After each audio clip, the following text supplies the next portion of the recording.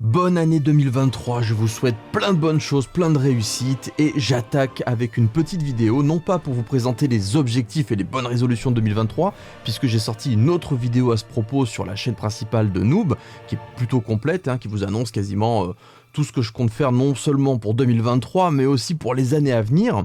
Non, là je vais plutôt vous faire un petit bilan de l'année 2022, puisque c'est vrai que même pour moi, j'en ai besoin, puisque c'est super bizarre. Ces dernières années, j'avais l'impression d'être un peu dans le coin d'un ring, en fait, en train de me prendre des taquets comme un boxeur. Et j'ai du mal à faire la différence entre 2020, 2021, 2022, qu'est-ce que j'ai fait à ce moment-là. Et j'ai l'impression qu'en 2022, j'ai quasiment rien fait. Alors qu'en fait, sur Twitter, j'ai un peu regardé ce qui s'était passé en fonction des dates. Je suis revenu sur les vlogs, les machins et compagnie. Et non, il y a pas mal de choses qui ont été faites en 2022, donc je vais faire un petit bilan. Et je vais aussi vous donner une vision un peu plus personnelle de mon état d'esprit pour l'année à venir, parce que ça, j'en ai parlé nulle part. En 2022, qu'est-ce qui s'est passé? La première chose, la plus importante, celle qui vraiment a une importance capitale pour moi, c'est la sortie de l'encyclopédie. 488 pages, quasiment 500 pages, je crois qu'il y a 700 000 signes dans l'encyclopédie, c'est 3 kilos de papier par bouquin, enfin c'est un truc énorme, sachant qu'on en a signé 6000, et non seulement on a sorti l'encyclopédie, mais aussi on a honoré à 100% le crowdfunding de 2020, c'était le crowdfunding de 2020 pour l'encyclopédie, avec la signature de près de 6000 exemplaires numérotés, donc autant vous dire que 3 kilos x 6000, ça fait un petit peu de poids qui sont passés entre mes mains, et surtout entre les mains de ceux qui ont emballé, Istos, Just Dead, Mamarazzi, enfin il y a beaucoup de monde qui nous ont aidés. Bah ça fait plaisir, ça fait encore un nouveau crowdfunding où on est allé au bout, donc ça c'est cool. Donc le bouquin il est là, il existe, ses contreparties existent, l'encyclopédie elle est prête, et je suis actuellement en train de bosser sur la suite. Ça j'en parle nulle part je crois, donc je vous en parle très rapidement, c'est que tout simplement, l'encyclopédie 1, elle vous donne une vision globale de tout l'univers. La lune d'Olydri, l'Atlas, les villes, quel type d'armes il y a, quelles sont les classes de personnages et compagnie. L'encyclopédie 2, c'est celle qui va entrer dans le détail. Par exemple, on va prendre l'Atlas du premier. Il y a plein de noms de rivières, plein de noms de villes, plein de noms de régions, de plaines, de plateaux, de volcans et compagnie. Et toutes ces régions, faut bien les décrire.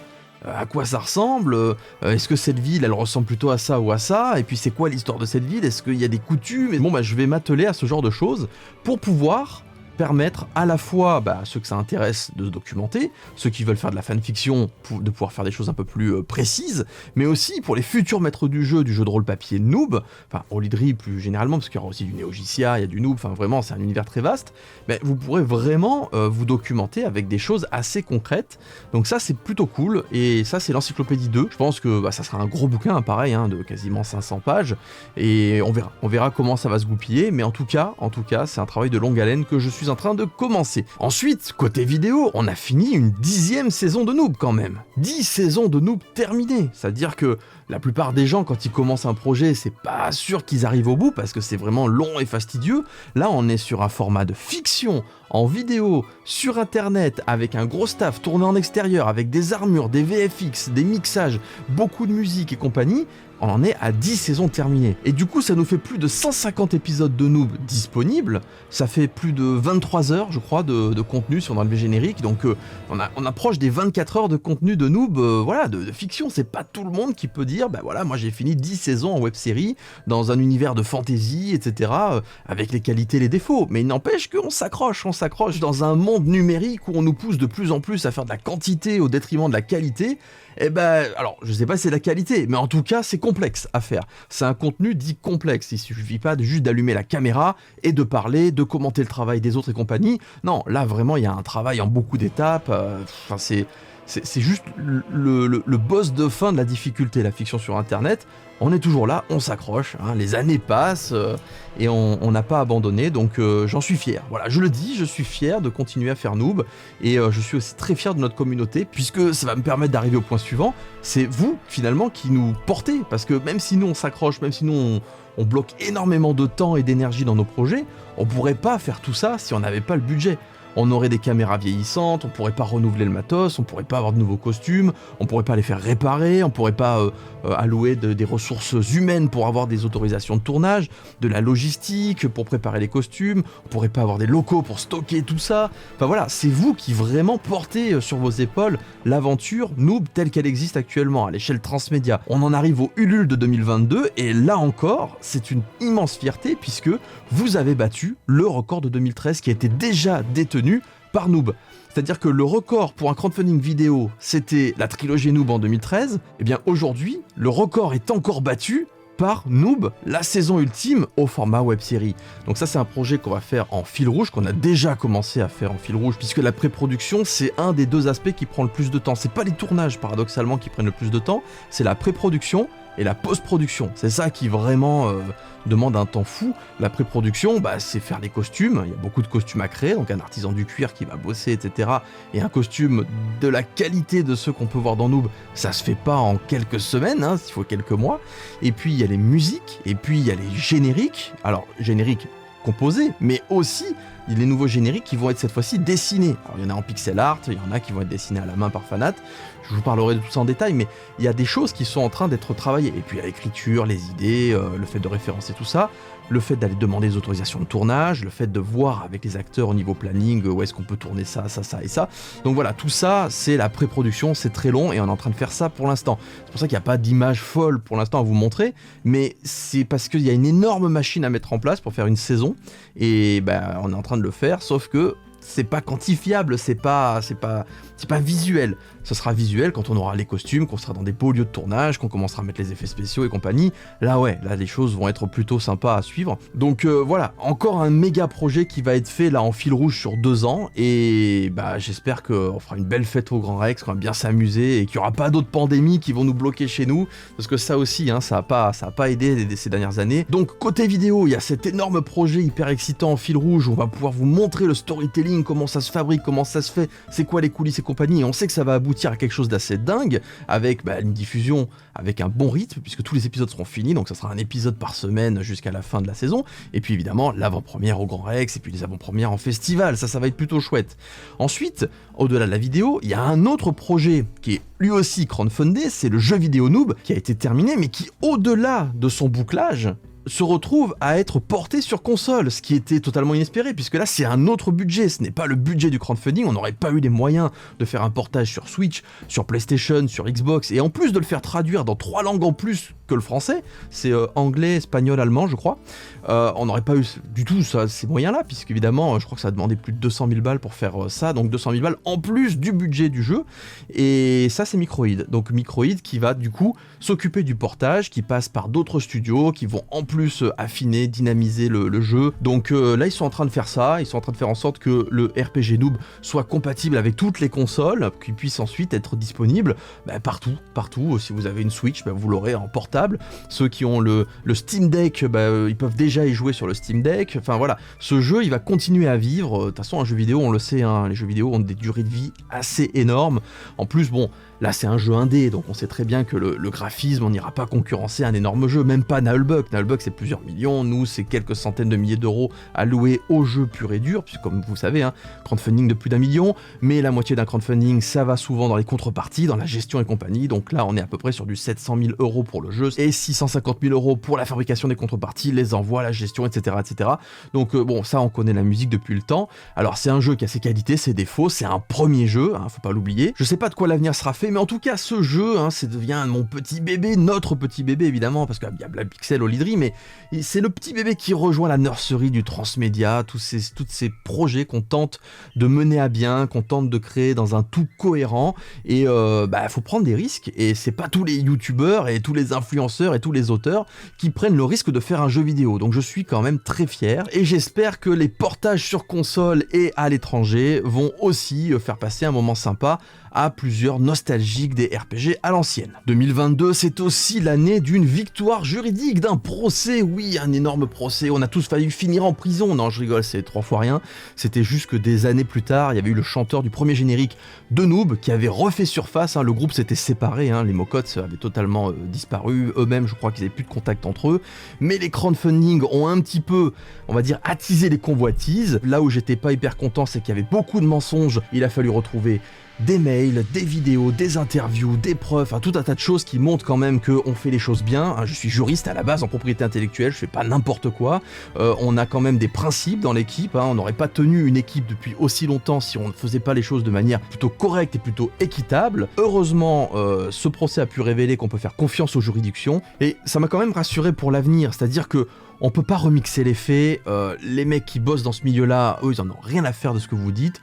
Il y a des textes, il y a des faits, il y a des contrats, il y a des choses qui ont été signées, il y a des devis, il y a des faisceaux d'indices, plus généralement, et en vrai, ils tombent pas du tout dans le panneau, et ils regardent bien les choses. Et la solution me plaît, c'est-à-dire que, ok, on a gagné, ok, à la fin, c'était l'autre qui nous devait de l'argent, mais j'ai annulé ça, c'est-à-dire que j'ai dit, ok, on annule le fait qu'il nous doit de l'argent, et moi, je vais donner 1 000 € par musique. En plus, les musiques appartiennent à 100% au Lidri, donc maintenant il n'y a plus de soucis. Arriver à un résultat qui est équitable, c'était la meilleure chose à faire. 2022 a vu la fin de cette histoire-là, de cette manière, et ça c'est cool. 2022, c'est aussi l'année où je me suis un peu reposé, parce que oui, j'avais enchaîné sur le jeu vidéo. Jeu vidéo, c'est 3400 heures de boulot, 3400 heures de travail, on va dire, à la fois créatif, mais à la fois de la frustration infinie, parce que quand vous avez 24 personnes qui travaillent sur le jeu vidéo, 24, 25, un truc comme ça, et vous avez des corps de métier avec qui ça se passe très bien, et des corps de métier avec qui ça se passe moins bien. Des gens qui vont prioriser des trucs, toi tu es là, tu vas dire mais attendez, là il faudrait faire un process parce que moi je m'en sors pas, vous êtes en train de me demander quelque chose, mais il y a tellement pas d'informations dans ce que vous me demandez que je dois relire tout mon scénario pour retrouver le passage, pour le modifier, mais comme je ne sais pas dans quelle mesure je peux modifier, j'aimerais pouvoir discuter avec une personne qui puisse m'expliquer les contraintes techniques pour que mon scénario puisse coller aux contraintes techniques, etc. Et quand vous avez personne, ça a été la plus grosse erreur de ce projet, il n'y avait pas la personne la plus importante qui soit, c'est-à-dire celle qui a une fibre artistique, qui comprend le domaine artistique et qui comprend le domaine technique, qui connaît le domaine technique et qui est capable de faire le pont entre les deux. J'ai été obligé de faire ça et ça m'a épuisé, mais vraiment épuisé de toujours en fait devoir me battre pour essayer de mettre en place des process. Et donc on a là rien lâché, on a continué comme des fous et ça a laissé des traces. Je pense que c'est en partie suite aux jeux vidéo que j'étais un peu en burn-out. Alors quand je dis burn-out, j'étais pas non plus dans une dépression folle, mais j'étais épuisé, je me posais beaucoup de questions aussi sur la suite, je savais pas si jamais j'allais réussir à retrouver le peps en fait que j'ai depuis mes 16 ans sur les différents projets, cette énergie qui fait que je suis obligé de créer. Donc du coup je suis content parce qu'aujourd'hui c'est le cas, aujourd'hui j'ai plein d'énergie, plein de projets, plein de trucs, ça y est c'est bon, parce qu'en 2022, en deuxième partie 2022, je me suis reposé, et ça fait du bien, pour mes 40 ans, parce que oui, je suis un vieil homme maintenant, ça y est, après je m'en fous, je suis un papa maintenant, depuis quelques années, donc je peux avoir 40, 50, 60 ans, c'est pas grave, maintenant je suis le gros papa à son bébé, donc peu importe l'âge, j'aurai toujours une âme d'enfant, puisque j'aurai toujours ma fille qui va me renvoyer dans les mondes de l'imaginaire, de l'enfance, puis de l'adolescence, donc... c'est bon, je suis tranquille de ce côté-là, là-dedans, ça restera toujours jeune. En 2022, j'ai aussi voyagé, je suis allé un petit peu en Espagne, un petit peu en Italie, on est allé au sport d'hiver, ça c'était cool. Pour la France, je suis allé au Avenger Campus, quasiment à l'ouverture, vous savez, la partie Marvel de Disneyland, donc du coup je suis allé à Disneyland 2 fois, une fois pour faire du vlog en tant que vlogueur et une fois en tant que papa.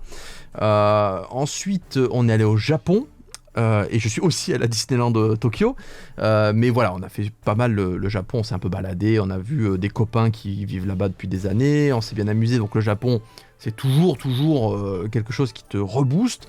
On a rencontré aussi l'équipe d'ici Japon, donc c'est vrai que c'est toujours intéressant de voir des groupes un petit peu différents mais similaires à la fois. Aujourd'hui il y a beaucoup de créatifs, on va dire seuls c'est-à-dire c'est eux l'image de leur boîte, ils sont face à la caméra, ils parlent et compagnie, il n'y a pas vraiment de groupe. Il y en a de moins en moins en tout cas, il y a des collabs, mais voilà, des groupes, il y en a de moins en moins. C'est souvent très individualiste le succès et la création de contenu en masse aujourd'hui sur Internet. Et des groupes, il n'y en a pas tant que ça, donc c'est vrai qu'ici Japon, ça m'a quand même fait plaisir. Parce que Tev, il a créé une société avec sa femme, il a plein de projets, il touche un petit peu à tout, donc c'est vrai que c'est intéressant parce que Olydri, j'ai créé avec Gaïa, donc c'est pareil, hein, on touche un peu à tout à l'échelle transmédia, c'est pas le même domaine, mais il y a quand même ce côté un peu similaire, on a un groupe, on a une équipe, et c'est plutôt motivant d'avoir des éléments de comparaison, donc ça c'est cool, le Japon c'était chouette. Ensuite on a enchaîné sur la Nouvelle-Calédonie, Nouméa, retour au Week-end Geek, puisque c'était les 10 ans du Week-end Geek, et pour les 10 ans, ils ont invité d'anciens invités, donc on a pu passer nos vacances avec Benzaï, Bob Lennon, pour ceux que vous devez sûrement connaître, hein, d'autres influenceurs axés jeux vidéo. Très sympa, c'était cool. En plus, Benzaï, on le croisait autant Bob Lennon, je le croise depuis tellement longtemps. J'étais là le premier jour où il a fait son premier salon et on s'est croisés, en chassé-croisé. On a tourné ensemble et tout. Il y a plusieurs choses plutôt sympas. Autant Benzaï, j'avais discuté une fois ou deux avec lui, mais on s'était à peine croisés en fait. Et ça m'a fait plaisir justement de pouvoir le voir un peu plus longtemps, un peu plus souvent pendant ce voyage-là. Très sympa, très très sympa. J'ai beaucoup apprécié. Ensuite, il y avait aussi des dessinateurs, ça c'était cool. Il y avait Chris, Kiramidas, qui sont de grands dessinateurs en bande dessinée franco-belge. Qui d'autre? Oui, il y avait aussi le créateur de Cyberpunk quand même, Mike Pondsmith. C'est quand même pas rien, le mec a créé Cyberpunk. Vous allez sur Netflix, vous cliquez sur la série Cyberpunk, pendant le générique, en gros, il y a marqué d'après un univers de Mike Pondsmith. Ce gars-là, il était en face de moi. Et on a pu discuter avec. Alors, surtout Gaïa, qui se débrouille mieux en anglais que moi. De temps en temps, on nous traduisait un petit peu, mais voilà, je suis un peu une quiche en anglais, donc à chaque fois que je croise des gens comme ça, c'est dommage parce que je capte 30% de ce qu'ils disent, c'est dommage, et quand je m'exprime, je dis même pas 10% de ce que j'ai en tête, mais ça reste quand même des super discussions, parce que comme on traduit un peu, je comprends au moins ce que eux nous disent. Il y avait aussi un des dessinateurs des Simpsons aussi, du comics, donc voilà, c'était vraiment plutôt sympa. Et puis évidemment, toute l'équipe du Week-end Geek, hein, qui sont toujours aussi adorables, Lille qui est toujours aussi génial, hein, c'était... voilà, quand vous allez au Japon et que vous allez sur une île paradisiaque, évidemment que les burn-out ils s'effacent et que tout va bien ensuite. Et en 2023, Gaïa, a priori, va être invitée encore dans une super destination. Je la laisserai vous annoncer le moment venu, là où elle sera, mais si ça se fait, en tout cas, ça va être encore une fois assez fou que Noob nous amène jusque-là. Donc voilà, s'agissant, on va dire, des déplacements et compagnie. Ensuite, j'ai énormément appris. Je me suis équipé. J'ai renouvelé une partie de mon matériel, j'ai étudié tout ce qui est tech pour essayer de bien comprendre les process et tout ça pour démultiplier ma productivité et améliorer la qualité. Donc j'ai vraiment essayé de comprendre tout ce que j'utilise, de donner du sens à tout ce que j'ai acheté pour pouvoir faire cette saison ultime, faire les nouveaux projets. Il y a des clouds qui permettent de communiquer d'un ordinateur à l'autre, pourquoi tel type de processeur, pourquoi tel type de logiciel, pourquoi tel plugin. Voilà, il y a tout un tas de choses qui ont été faites. J'ai appris à utiliser tout ça, donc ça a été vraiment beaucoup d'heures de formation, et c'était plutôt cool. En plus sur internet, maintenant pour se former c'est hyper facile, vous avez des millions de vidéos, d'articles, de tutos, etc. C'est plutôt bien, mais j'ai pu vraiment donner du sens à tout ça pour pouvoir vraiment bosser avec la puissance qu'il faut, avec les process qu'il faut. Pareil, la mise en place de tout mon setup, je vous ferai une vidéo sur ça. Le setup, voilà, j'ai rien à faire, c'est-à-dire que j'ai juste à appuyer sur 2-3 boutons, tout s'allume tout seul, les caméras se lancent, le son, hop, c'est parti, j'ai mon broadcaster à côté, j'ai tout qui est opérationnel, et je devrais être beaucoup plus efficace dans les années à venir grâce à tout ça. Et pour conclure, je vous parlais du fait que j'allais vous parler de mon approche personnelle par rapport à l'avenir, puisque j'ai l'autre vidéo qui parle de mes approches artistiques, et je dirais que je m'intéresse à tout ce qui est statistiques, réseaux sociaux, sociologie, toutes ces choses-là qui font que est-ce que je crée tel type de contenu, est-ce que ça c'est risqué, est-ce que ça c'est ce que veulent voir les gens, etc. Oui, ça m'intéresse. Oui, je veux bien jouer le jeu, mais non, je ne serai pas esclave des algorithmes. C'est-à-dire qu'il y a certaines choses, c'est pas ce qu'il faudrait faire, mais je vais le faire quand même. La web-série, par exemple, c'est pas ce qu'il faudrait faire aujourd'hui. Comme on disait, en toile de fond, une web série qui va être hyper longue avec 6 mois de pré-production, 6 mois de post-production et 6 mois de tournage, enfin on va dire 4 mois de tournage et peut-être même 7 mois de pré-prod et 7 mois de post-prod, hein, c'est plutôt dans cet ordre-là, c'est pas ce qu'il faudrait faire. Il vaudrait mieux que tout ce temps-là, j'allume mon truc, on fait des lives tous les soirs, je vous fais des petits sketchs avec très peu d'effets spéciaux, je fais des choses pour alimenter tout le temps les algorithmes, c'est ça qu'il faudrait faire. Mais je vais pas le faire. Donc il y a des choses quand même où je ne veux pas être esclave des algorithmes et je vais un petit peu rebeller contre les algorithmes à mes risques et périls. Peut-être que, évidemment, je sonne le glas de toute mon aventure en refusant de faire exactement ce que les algorithmes veulent. Je vais quand même me plier à certaines choses parce que faire des sketchs au format 9/16e, vous savez, le format vertical, ouais, c'est rigolo puisqu'il peut y avoir d'autres choses. Il peut y avoir de l'interactivité avec le streaming. Est-ce que je ferai des parties de JDR, mais des parties où je masterise le JDR et c'est les viewers via un système de sondage et tout ça qui va décider de ce qui va se passer dans la partie, je sais pas, il peut y avoir une sorte de lead dont vous êtes le héros, que je crée en direct dans l'univers de Noob, et c'est vous qui décidez en fait ce qui va se passer, et puis même moi je ne saurais pas de quoi la suite de l'histoire sera faite, et puis j'improvise, ça peut être rigolo aussi ce genre de choses, avoir de l'interactivité, tenter des choses. Donc il y a plein de choses qui me motivent, il y a plein de choses qui vont dans le sens de ce que les algorithmes veulent, il y a plein de choses qui ne vont pas dans le sens de ce que veulent les algorithmes, mais que je vais quand même faire, à mes risques et périls. Pourquoi ? Parce que je veux vraiment, avant d'aller chercher de nouveaux abonnés, je veux contenter les abonnés qui sont présents. Parce que ça fait quand même pas mal d'années que notre communauté a bien prouvé que, ok, on n'est pas 1 million sur nos espaces, on n'est même pas 500 000, mais il n'empêche qu'on envoie autant du lourd que certaines communautés à 1 million. C'est pas tout le monde qui explose tous les records de crowdfunding, qui remplit les grands rex comme ça. Il y a eu des grands rex de streamers beaucoup plus gros que nous, ils ont eu du mal jusqu'à la dernière seconde à le remplir, et il y en a qui n'ont jamais rempli le grand rex. On n'a pas de harcèlement comme on peut le voir actuellement sur les youtubeurs, on n'a pas de gros problèmes comme certains influenceurs qui ont beaucoup d'abonnés. On a un environnement assez bienveillant, c'est plutôt cool, et ça il faut vraiment en profiter, il faut vraiment le préserver ça, et c'est pour ça que je ne veux pas être esclave des algorithmes. Je veux pas faire les choses en ayant peur de froisser le grand public. Je m'en fous du grand public. Moi, ce qui m'intéresse, c'est notre communauté avant tout. Si ça plaît au grand public, je serais ravi. Si parmi les gens du grand public, il y a des gens qui deviennent des membres de la communauté Noob et que la communauté Noob s'agrandit, tant mieux. C'est fait pour ça, les univers de fiction originaux. C'est très bien. Moi, si jamais il y a plus de gens qui découvrent Gaïa, Sparadra, Arthéon, Megazelle, Ivy, Quet, etc., et qui, du coup, qu'en salon, on a plus de gens qui sont cosplayés, qu'on a plus de personnes qui viennent nous voir, qui lisent nos bouquins et compagnie. Mais évidemment, on fait ça pour ça aussi. Mais avec une petite exigence sur la qualité de notre communauté, parce qu'on a toujours été habitué à avoir une communauté en or. Donc j'ai pas envie de tout révolutionner pour essayer d'aller séduire des gens qui finalement s'en foutent, le grand public je parle, qui vont regarder nos contenus et ça sera jamais assez bien joué, assez bien fait, assez drôle, il y aura jamais assez de contenu, jamais assez d'effets spéciaux, jamais assez de combats, et puis dès qu'on va montrer une toute petite faiblesse, on sera annoncé comme étant finito, et ça y est, ils sont finito, etc., et qui vont tenter de nous détruire. Non, moi ça me fait pas rêver. Donc en 2023, je n'irai pas tenter de, on va dire, faire plaisir aux algorithmes. De toute façon, on est des marionnettes entre les mains des algorithmes, hein. Faut pas oublier ce qui se passe. C'est une guerre, une grosse concurrence entre les TikTok, les Instagram, les Twitter et compagnie. Tous ces algorithmes nous poussent à créer toujours plus de contenu, jusqu'à s'épuiser, jusqu'à faire des burn-out et jusqu'à disparaître, je ne sais pas, mais ces algorithmes, on est juste des marionnettes, ils s'en foutent. Et puis le jour où vous vous effondrez, eh ben, ils vous dégagent parce qu'il y aura quelqu'un qui vous aura remplacé de plus jeune, de plus motivé et qui comprendra mieux les codes des gens d'aujourd'hui et compagnie. Donc en fait, il faut pas être esclave de ces algorithmes. Il faut vraiment être au service de sa communauté, au service de son travail, être fier de ce qu'on fait et être droit dans ses bottes. Voilà, je pense que c'est ça mon état d'esprit pour 2023.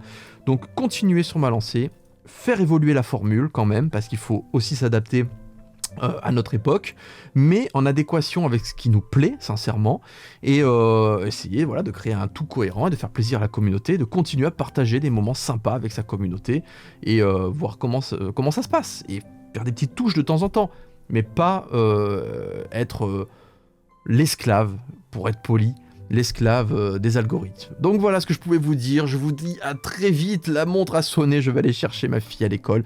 Donc je vous dis à très bientôt, bye bye.